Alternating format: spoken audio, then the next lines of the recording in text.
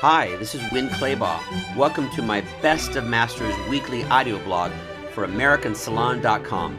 Next up is one of my favorite clips from the last 20 years of inspiring interviews from Masters Audio Club.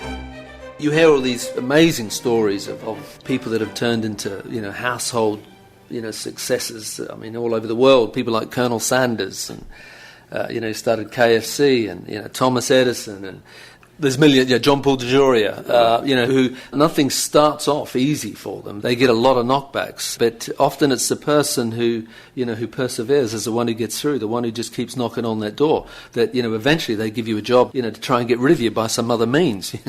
You wear them down, and I think anyone who is truly successful will look at you and they might see past a lot of the rough edges. I mean, I can promise you I had a lot of rough edges. I still do. I don't pretend I don't.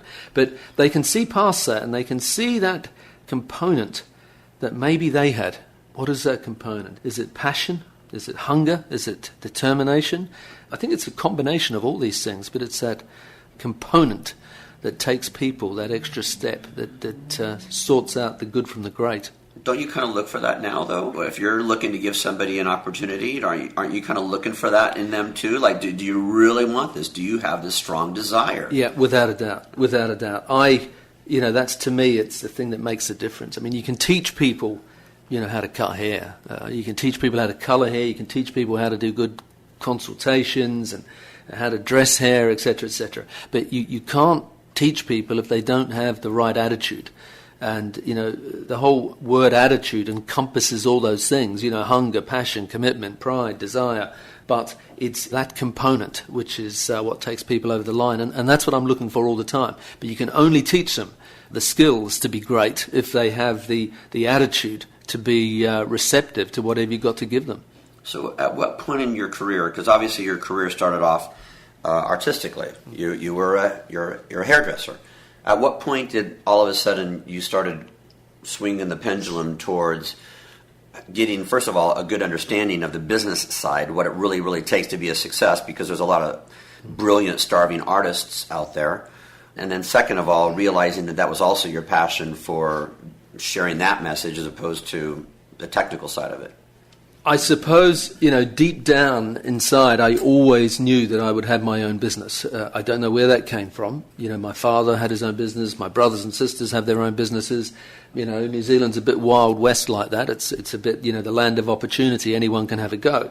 And so, that thing about having my own business was always there as far back as I can remember. But I was also very aware that I couldn't have a business until I had something to have a business around. And so I put that whole question of learning to be a businessman aside until I'd learnt the craft and the skills of whatever it was I was going to do.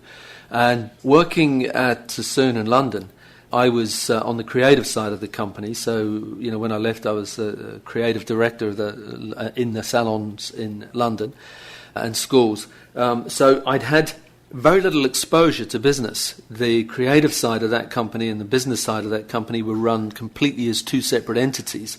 So there was very little crossover at all, except to a limited degree, the management of people, to a very limited degree.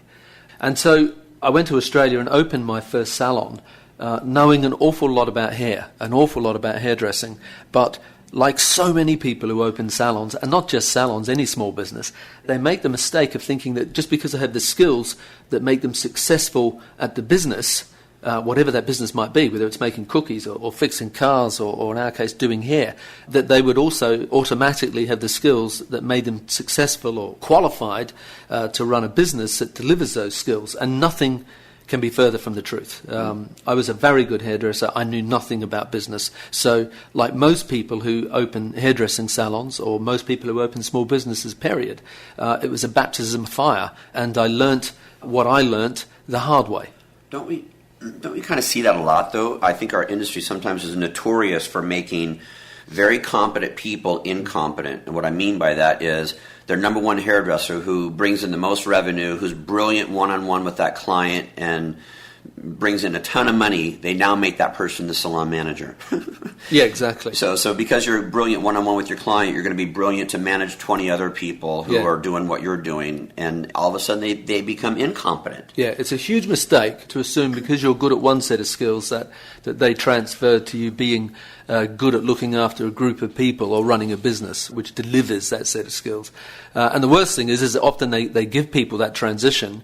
They take them from stylist to a salon manager or sales rep to a sales manager and assume that they will be able to do that without any training. It's a totally different role and requires totally different skill sets.